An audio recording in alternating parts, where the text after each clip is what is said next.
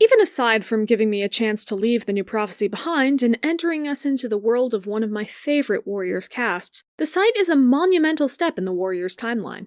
It, and Power of Three in general, cement many of the trends that will stick around for the rest of the series. 3 point-of-view characters who regularly have chapters, including more supernatural elements, starting the point-of-view characters from kithood, and of course, inventing and including more supplemental material in between entries of the main series books. All things considered, it's a pretty good entry into Power of Three. The site was released on April 24th of 2007, once again almost exactly 4 months after the previous book, despite the jump from Sunset to the site including a shift to a completely different arc. This one was written by Kate Carey, and as much as I love Cherith's writing, I am very excited to see her return after her single appearance in the last arc. Kate seems to focus a little more on character writing and building out casts, while Cherith focuses more on enriching the plot elements. For the opening to an arc with such a wide new cast and status quo change, it does seem like a good fit to give this one to Kate. We'll see what she did with it. In the allegiances, Greystripe is no longer listed as deputy, and Brambleclaw has taken his place. Between Brambleclaw becoming deputy, Rainwhisker dying, Swirltail moving out of the nursery and Squirrelflight moving in, Stormfur and Brook joining ThunderClan, and Whitewing and Birchfall becoming warriors, ThunderClan has 13 warriors instead of 11. But even despite that massive number of changes, the real meat of the differences in this book come in the younger generation. As opposed to the meager 2 apprentices ThunderClan had in Sunset, in the site there are 6 apprentices even before the protagonists join them. Berrypaw, Mousepaw, and Hazelpaw were promoted, apprenticed to Brambleclaw, Spiderleg, and Dustpelt respectively, and Swirltail and Brackenfur's kits have become apprentices too. Cinderpaw is Cloudtail's apprentice, Honeypaw is Sandstorm's, and Poppypaw is Thornclaw's. However, it seems that their 4th kit, Molekit, isn't here with them. As we learn, he died before this book began, though after he got his apprentice name Molepaw. In the nursery, Ferncloud and Dustpelt have 2 more kits, Icekit and Foxkit, and in addition to Daisy, Squirrelflight has joined in with Brambleclaw's kits, Lionkit, Hollykit, and Jaykit. By the way, this is the first time in the series where a queen's kits have been listed in the allegiances, so it's a good day for all people trying to keep track of the nursery. Goldenflower appears to have passed on in between arcs, so Longtail and Mousefur are the only remaining elders. For brief other notes, none of the other clan leaderships have changed, but Tawnypelt is now listed in the ShadowClan nursery, and Greystripe and Millie are listed as cats outside the clans. This book has 70 cats with speaking roles, a statistic I'd like to start including to give you an idea of cast sizes that differ across various arcs and types of supplemental material. For a quick rundown, the first arc averaged a speaking cast of 44 cats, and the new prophecy had an average of 57. In other words, the site beginning with a cast of 70 is a massive step, more than doubling the cast of Into the Wild. This no doubt contributes to how vast and lively the Power of Three cast can be. The top 10 characters here have 70% of the lines, about even with Sunset, and 49% of the characters, nearly half, are she-cats that have 45% of the lines. Not perfect, but certainly a step up from books past. Now, let's get into the plot of this book. The prologue shows Firestar meeting with a scarred Grey Tom who thanks him for rebuilding the lost clan, and warns him of difficult times ahead, along with giving him the arc's prophecy. There will be 3, kin of your kin, who hold the power of the stars in their paws. As Firestar awakens from this dream that he knows to really be a memory from before the Great Journey, he realizes that the 3 have come. We then move to the first new point-of-view character, Jaykit, who plays with his siblings Hollykit and Lionkit under the watchful eye of Ferncloud, who has her own, much younger kits to look out for. Since their real mom Squirrelflight had difficulty giving them milk and wanted to do more of her warrior duties, Ferncloud ended up being one of their main guardians as they grew. Jaykit, Hollykit, and Lionkit are almost old enough to be apprentices, and they want to start doing things for the clan, helping out with herbs or patrols, anything that would get them out of camp. Still, as kits, they are turned down, but when they learn that there are loose fox cubs on the territory, they decide to sneak out of camp and track them down themselves. An adventure that goes quite badly as they are chased by the foxes, and Jaykit, after being bitten, falls into camp. Leafpool tends to him, along with Spotted Leaf Spirit, and Jaykit learns that while he and his siblings will be okay, they are all being reprimanded for their behavior. Leafpool also tells him at this point that he can't ever become a normal apprentice, but that his perfect description of Spotted Leaf could mean he should become a medicine cat like her. However, Jaykit doesn't like that idea at all, and fiercely declares that he wants to be a warrior and hates being blind. Though, as we move to Hollykit's point of view, we see that not everyone in the clan thinks Jaykit is hopeless. Hollykit gets angry at the idea that her brother would be treated as weak or pitiable considering how competent he is at hearing, smelling, and sensing things. She stands up to her own father, Brambleclaw, when he seems reluctant to accept the idea that Jaykit could become a normal warrior. Both Hollykit and Lionkit truly love their brother, and couldn't imagine being without him. While visiting Jaykit, Hollykit talks with Leafpool about how she became a medicine cat and learned the vast array of herbs. Leafpool tells her about Cinderheart, and Hollykit likes the idea of being a medicine cat, in command of so much knowledge and skill with an important role in the clan. After getting Leafpool a couple of poppy seeds from the back of her store, Hollykit not so subtly inquires into how she would become a medicine cat, but Leafpool says she hasn't decided whether to take or who to take as an apprentice.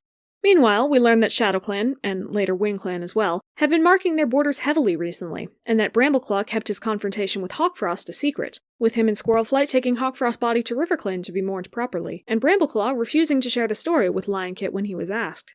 After Jaykit directs Hollykit to some dock that he needs, Jaykit uses this instance to convince Leafpool that Hollykit would make a good medicine cat. And soon after, Hollykit goes to speak with Willowpaw, who's visiting camp with Mothwing so Leafpool can help interpret her dream, which finally pushes Hollykit into asking to be Leafpool's apprentice, an idea that both Lionkit and Jaykit are perplexed by. A shocked Leafpool questions her about her intentions, and, mildly approving of them, agrees to speak with Firestar about it. We then jump to their apprentice ceremony, where the newly named Lionpaw, Hollypaw, and Jaypaw are apprenticed to Ashfur, Leafpool, and Brightheart respectively, despite some cries that Jaypaw couldn't be made an apprentice at all. Jaypaw is very upset to have Brightheart as a mentor, on account of her seeming like the closest thing Firestar could have chosen to another blind cat. He wanted to be normal, and this is anything but a normal pick. This feeling is exacerbated when Lionpaw and Hollypaw both get to start working with their mentors immediately, while Brightheart takes Jaypaw to clean out the Elder's Den and learn some tips about using your other senses when you lack sight. Information that Jaypaw is already perfectly familiar with on account of being born blind. He finds the experience very demeaning, along with Brightheart's general behavior when she finally shows him around the territory. More slice-of-life adventures ensue, including Jaypaw falling into the WindClan stream and being saved by Crowfeather, Whitetail, Heatherpaw, and Breezepaw, Crowfeather's son with Nightcloud, and a gathering where Lionpaw meets Heatherpaw and Breezepaw, and Graystripe strolls in with a new cat, Millie. Millie is a former kitty pet who apparently helped Graystripe get here and is now his mate, and everyone is happy to see Graystripe, though it brings up the question of who the deputies should be, Brambleclaw or Graystripe. Hollypaw, having difficulty remembering herbs, seems more invested in clan politics than treating wounds, and is actively squeamish when she sees a thorn stuck in Millie's paw, which she only found with Jaypaw's help. So she's fitting into her job really well. On the other hand, when Leafpool takes her for a single day of battle training, she seems to be a prodigy, and instantly seems more energized and passionate about the exercise. But she is still dedicated to becoming a medicine cat. Choosing Graystripe's side in an argument between him and Brambleclaw, Firestar decides to start heavily marking ShadowClan's border too, and Jaypaw follows Leafpool to the Moonpool as she consults StarClan about who should be deputy. Seeing that Jaypaw was able to enter her dream and hear that it was Firestar's choice, Leafpool decides that Jaypaw must be a medicine cat, but Jaypaw still doesn't like the idea. Firestar keeps Brambleclaw as the deputy, and all three protagonists get in a fight with ShadowClan. Hollypaw does really well while Jaypaw is falling behind as he has to rely more on quick reflexes with no time to analyze what his senses take in. But working together, they and ThunderClan all manage to beat back the warriors. Jaypaw is disheartened and Hollypaw is especially energized, until she remembers that she has to treat everyone's wounds now. Jaypaw is drawn to Tigerstar and Hawkfrost in his dreams, who say they can teach him to fight better, but Spottedleaf comes in to lead Jaypaw to StarClan instead, and demands, very harshly, that he become a medicine cat. With deep resignation, Jaypaw realizes that he could never escape his destiny. Meanwhile, Hollypaw is talking to Brooke about her feelings surrounding being a medicine cat and warrior. Brooke gently helps her consider that, if doing well is what she wants, she may do better in a job that she is good at and enjoys, rather than one that she is bad at and doesn't. She also assures Hollypaw that she could become important to her clanmates as a warrior just as easily as if she were a medicine cat. Hollypaw and Jaypaw having made up their minds, they switch careers, but Hollypaw is given to Brackenfur instead of Brightheart, and the she-cat is quite hurt.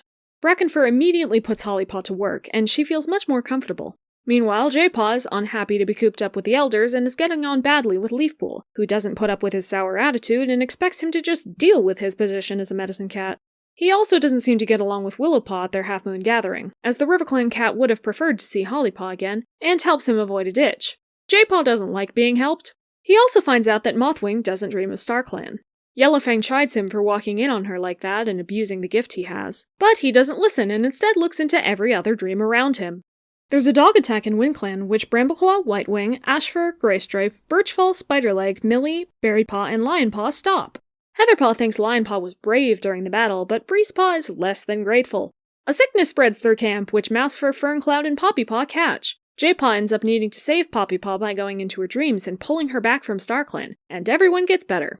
That whole sickness took, 2 chapters, by the way. Then it's New Leaf. At the gathering, the leaders decide to arrange a daylight gathering to ease tensions, where all the apprentices can compete with each other. So they do. Jaypaw isn't allowed to attend, despite Willowpaw and Kestrelpaw competing. Hollypaw wins the sparring contest, and Lionpaw and Breezepaw end up being buried in the earth, and Jaypaw has to use a psychic vision to lead him to the other toms, dig them out, and scoop the dirt from their throats to save their lives. Nightcloud and Crowfeather are very grateful, and Leafpool compliments Jaypaw on the skill he demonstrated. Then Jaypaw reads a memory in Firestar's mind and finds out about the kin of your kin prophecy, which he realizes is about him and his littermates. This is the first book to begin with our protagonists being kits, and it spends 7.5 of its 25 chapters in that state. In other words, 30%. This is a fair bit more than later works involving kithood will include, and it does get dragging at times in the book, but there is a benefit to it as well. With so much time spent with our characters forced to be in camp, we have plenty of time to learn about them along with their relationships with each other and the world they live in. These 3 siblings already have established dynamics before the story starts, so allowing the reader to understand that relationship as well is quite important. A great deal of the interest in this book comes not from the plot, of which there is very little, but from the character interactions. The clan feels a great deal richer when various cats get to express their political opinions on border tensions, the number of outsiders in their clan, Brambleclaw's position, and more. And the other apprentices and different parental figures in the protagonists' lives are all really interesting to see. I, of course, have some level of bias in this area, having bulked up the personalities of each of them in my head, but even as they are, the different opinions they have about each other, choices they make, and relationships they form with different protagonists help to not only make the clan deeper, but show us more facets of our main characters. It's not quite like the first arc, in that the cast is much larger and more varied, and the story itself doesn't have much plot to take up space, but it is a far cry from what the New Prophecy offered. Precisely because nothing much happens, we get a book full of random character moments to pull from when examining the cast of this arc, and that can be a really gripping experience for some people, even without a plot occurring alongside it. Everyone knows this already, but the presentation in Jaykit's first few chapters is really well done. Nothing is described visually, and various cats seem to think of him as more fragile than his littermates, but they never outright state that he is blind. You are able to experience the world naturally through his perspective, and come to understand him as a character and his place in the relationships around him without his first notable feature being the blind cat. Warriors isn't exactly known for its good representation of disabilities, including where Jaypaw is concerned, but this particular introduction piece is really nice. With that out of the way, I believe we need to actually discuss the issues with disability in this book. Let's be clear that the excessive tiptoeing around Jaypaw and doubts about his competence aren't automatically bad, because they are portrayed to be wrong within the narrative.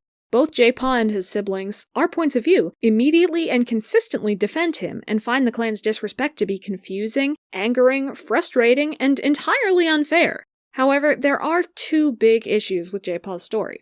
Keep in mind that I am not physically disabled myself, and I encourage everyone to look into the thoughts and feelings of people who are and have more time to speak on this topic. For my part, though, the first issue I see is that Leafpool and Spotted Leaf force him into the position of a medicine cat, with Spotted Leaf very forcibly telling him that he has a gift and he must take the position because it is his destiny, and Leafpool specifically citing his blindness a couple of times as a reason that he should be a medicine cat. This treatment is especially worrying in contrast to the gentle talk Brooke had with Hollypaw, where she suggested new ideas, encouraged her, and didn't force her into any one direction, leaving the choice of changing careers up to Hollypaw herself. While Jaypaw is a stubborn cat who may not have accepted the position that he was best at without prodding, this behavior was still wrong, and especially tying his blindness into this destiny makes the duty of a medicine cat feel like a punishment that Jaypaw never got to accept rather than a choice he made. If one were to leave this in, I think it would be required that, first, both Spotted Leaf and Leafpool avoid tying blindness into this destiny of his, second, that they eventually realize that forcing his paw was wrong and apologize, and third, that Jaypaw eventually gets the chance to become a warrior if he wants to, leaving the choice entirely up to him. If, by that point, he has realized that helping cats as a medicine cat is what he wants, then that is fine. His intense passion as he saved Poppypaw's life and other similar experiences with patients later leads me to believe that he might actually enjoy the job of a medicine cat. But it should be his choice, no other cat's.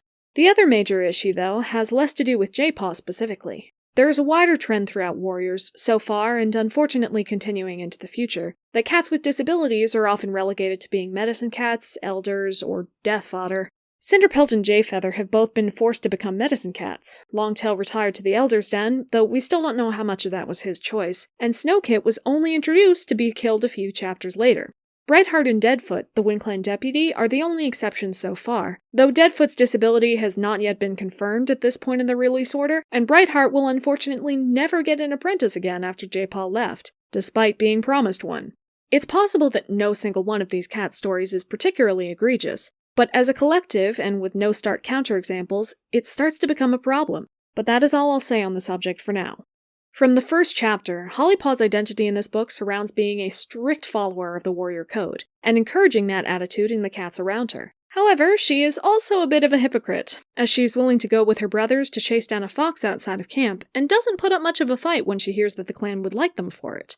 One especially telling line comes when Firestar asks her if she would wander off again after chasing down the fox cubs, and she responds that she wouldn't do anything to stop herself from becoming an apprentice.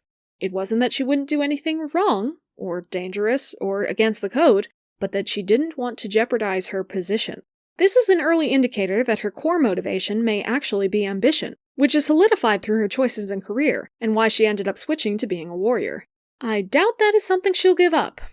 Lionpaw doesn't have much of anything yet. Despite him being a point-of-view character, this book was really about Jaypaw and Hollypaw, and he only played a small supporting role.